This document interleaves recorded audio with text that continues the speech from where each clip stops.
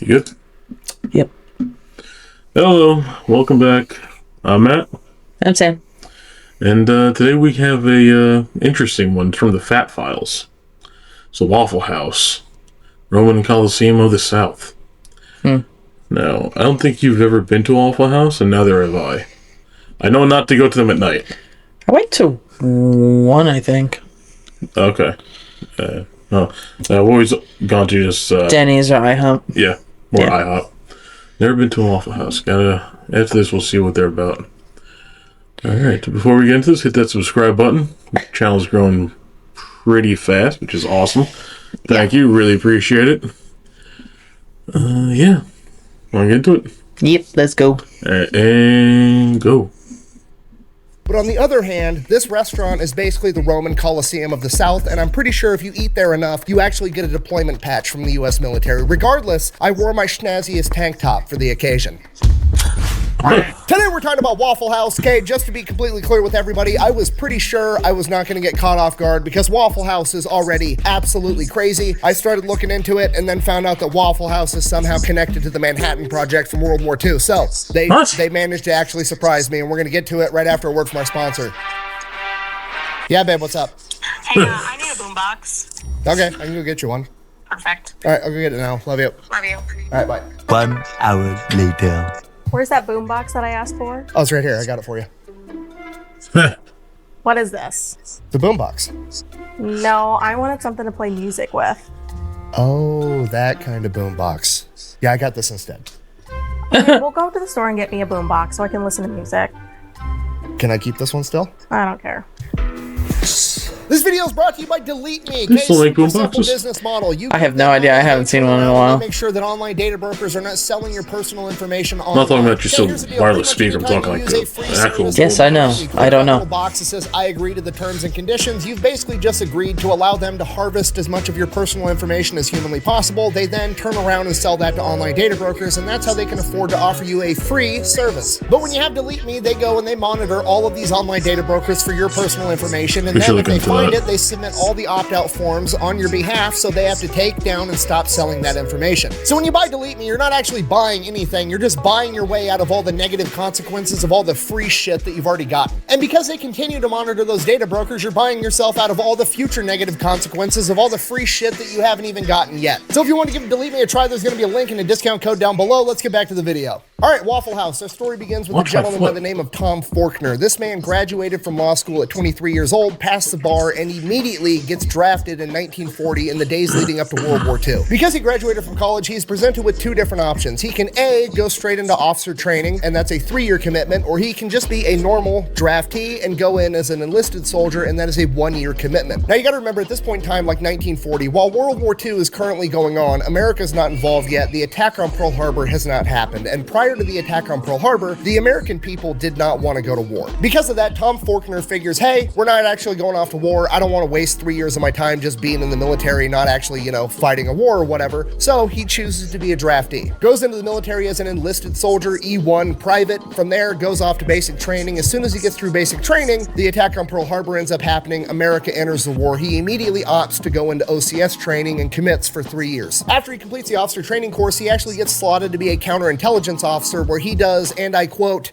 a lot of top secret stuff. You see, my identity must remain mysterious and my mission secret. I cannot reveal it. You can actually tell in the interviews that he gave later on in his life, like in his 70s, 80s, and 90s, that he's still not sure what he is and what he isn't allowed to talk about. But he did end up telling us that basically it was his job to try to sneak onto military bases, not as military personnel. So he would basically disguise himself as like a painter or a carpenter or whatever, and try to infiltrate a US military base to expose weaknesses within the system to help counteract enemy spies. So he does that for a couple of years, and then one day he ends up getting orders like, hey, you're going to Knoxville, Tennessee. And he's like, okay, for what? And they're like, don't fucking worry about it, just show up. So he shows up in Tennessee and he's given his orders, and those orders, I'm paraphrasing here, but they're essentially, hey, here's your partner. You two are gonna hop in that truck and you are gonna drive it from Knoxville, Tennessee to Los Alamos, New Mexico. You guys are gonna dress in plain clothes. You're not gonna look at what's inside the truck. You're not gonna talk about what's inside the truck. You're gonna take this map and take take that exact route. This route avoids every major city and every major highway. You were going to drive straight there 53 hours straight, taking turns sleeping in the passenger seat and not stopping for any reason whatsoever. And he does this for the next year and a half, pretty much non-stop. And then like 20, 30 years after the fact, he finds out that he was actually hauling the majority of the enriched uranium for all of the nuclear testing and the building of nuclear weapons. Which, as we all know, brings about the end of World War II, at which point he gets out of the military, moves back home to Atlanta, Georgia, starts helping his dad out with his real estate agency. Now, he does that for about 10 years, and during this time, he ends up selling the house right next door to his to another guy by the name of Joe Rogers, and they pretty much become best friends. Joe Rogers was also an Army veteran. He was actually a pilot that flew B-24s in World War II. When Joe got back home after the war, he did not want to go off to college, so he actually just took the first job that he was offered, being a short order cook at a now defunct restaurant chain known as Toddle House. He worked his way up, becoming a restaurant manager, then eventually becoming a regional manager. And then one day, his neighbor and best friend, Tom Faulkner, real estate agent, always looking for the next investment, comes to him and is like, hey, I'm thinking about opening up my own restaurant. I can get the real estate deal going on that side. I just wanted to know, like, if I opened up and bought a franchise of Toddle House, would you be willing to run it for me? Now, at this point, it's like 1954, 1955. Joe Rogers has a ton of experience inside the restaurant industry, and he basically tells his best friend, like, hey, don't open a Toddle House. You should start your own thing. Toddle House's business model isn't that great.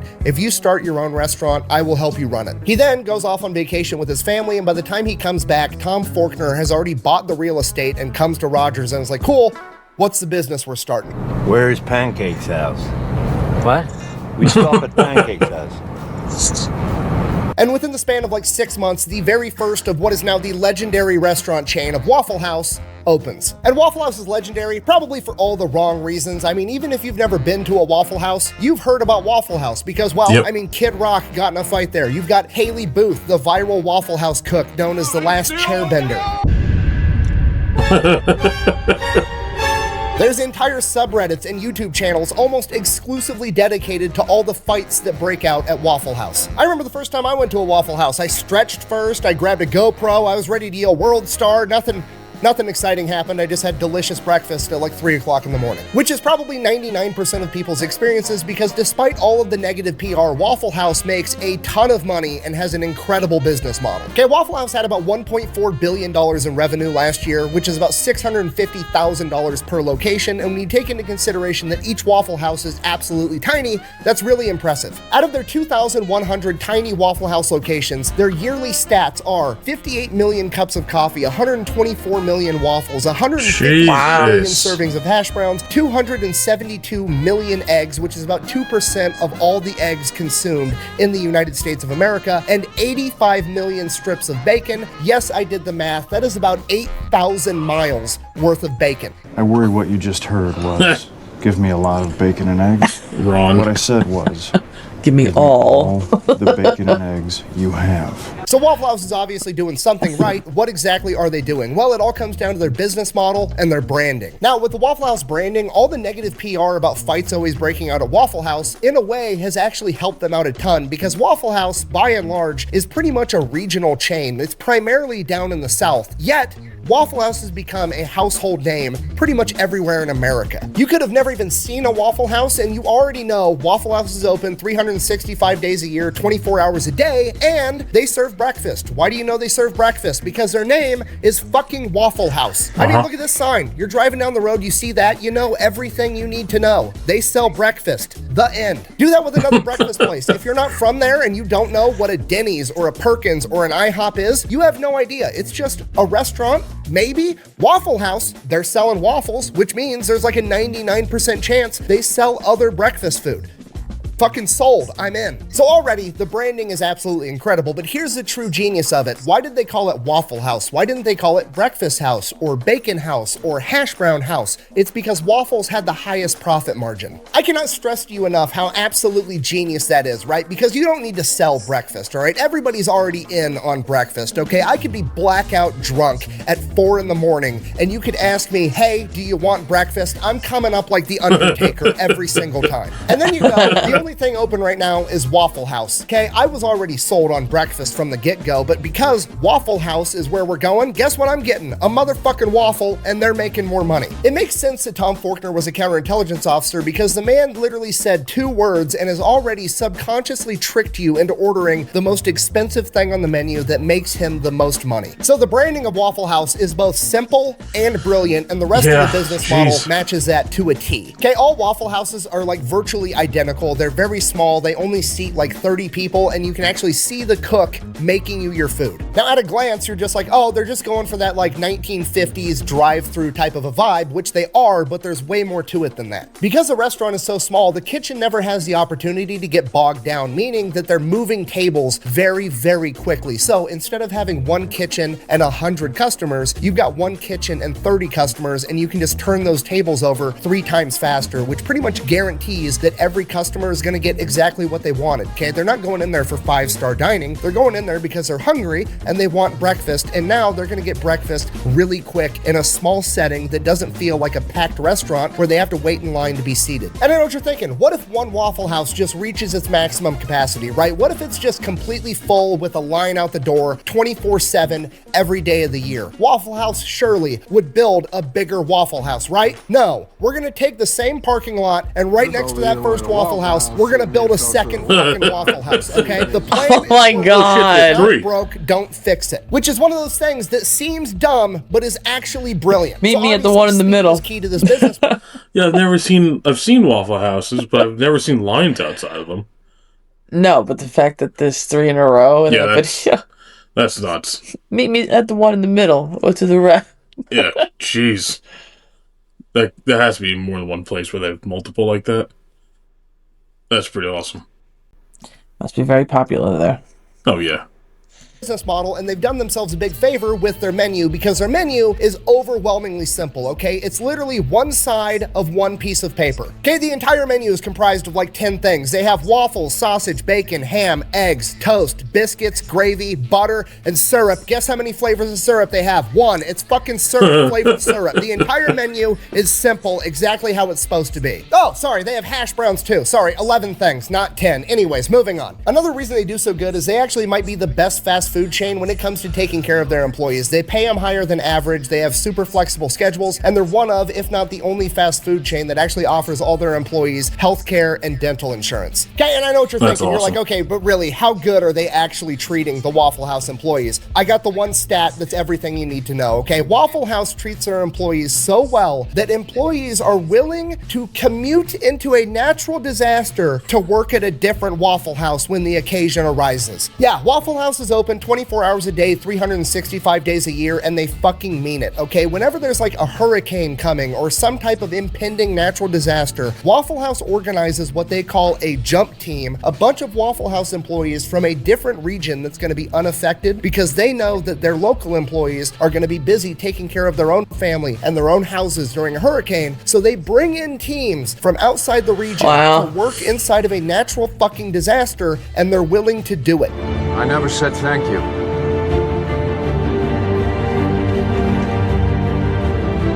And you'll never have to.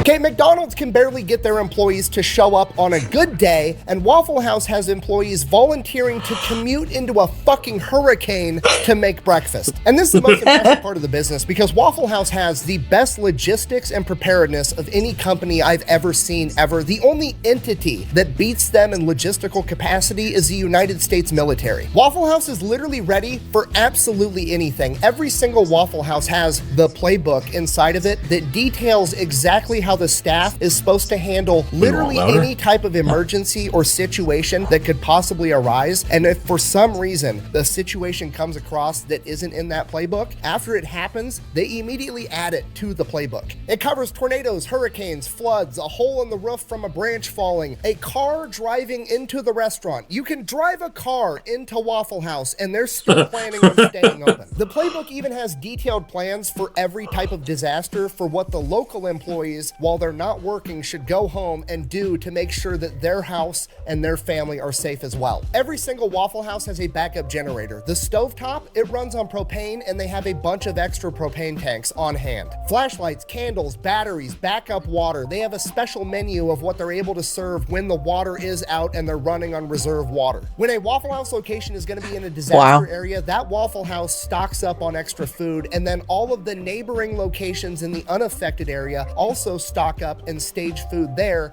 to get them more food when they need it. If Waffle House is a standing structure, those motherfuckers are serving breakfast come hell or high water.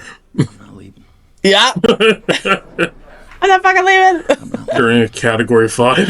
Yep. I'm not fucking leaving.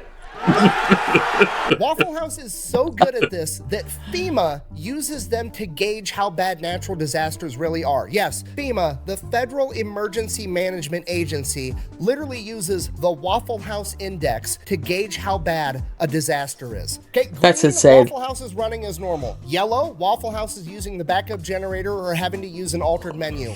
Red, Waffle House is closed. People are probably already fucking dead by that point. Waffle House is literally the Terminator of the fast food industry, okay? The fact that the federal government, probably the most powerful entity on the planet, maybe ever, looks at a chain of restaurants and is like, man, if Waffle House is closed, we need to mobilize the National Guard is fucking crazy. Now, maybe you guys are doing the same thing I was at this point in my research, and I'm like, man, I need to invest in this company. I need to see if I can open up my own Waffle House franchise. This company's awesome. And this is where the bad news comes in. I mean, technically you can franchise a Waffle House, but most of us probably can't. The company is privately owned. It's not on the stock market. It's still owned by the families of the original 2 founders. And while they do allow franchises, they are super picky about who they let buy in to have a franchise, and they make it very, very expensive to buy in to make sure this is actually what you want. And while that is unfortunate, I think it's actually kind of awesome. It's a company that actually has morals and cares about their image more than they care about next quarter's profits, okay? It's a company that is committed themselves to making breakfast under any circumstances, and they're gonna see that through till the very end, even though they could probably make way more money by just selling franchises and letting whoever the fuck throw up a Waffle House. And now for the fairy tale ending, Joe and Tom worked together as best friends for 62 years to build Waffle House into what it is today. They both passed away at the ages of 97 and 98, and now Waffle House and their legacy lives on as that company is still being operated by their kids, and that is the American dream. Get together with one of your best friends, pick a goal, even if it's something as simple as serving breakfast to people, and never let anything get in between you and achieving your goal, even hurricanes and floods and natural disasters, apparently. Work with your best buddy for 62 years straight, and then die together and hand it off to your kids. I guess I like you. This is the most American company ever, and that's why I love it. Thank you for watching. Best way to support the channel is go buy some merch over at thefatelectrician.com. Quack bang out. Just 2 homies that dedicated their life to serving my drunk ass breakfast at 3 a.m. I'm gonna get teary-eyed next time I go to a Waffle House. You want to go to one tomorrow? Oh God. What? I want waffles, that's for sure. They should be open. Yeah, I know. We can go right now. Nope. Oh, come on. Nope. Why not? Because I'm tired. Yeah, I know. Everyone knows you're tired because it's midnight. Alright. Yeah. Thanks for watching. Hit that subscribe button. We're going to go get some waffles. Bye. Bye. Stupid. Thank you.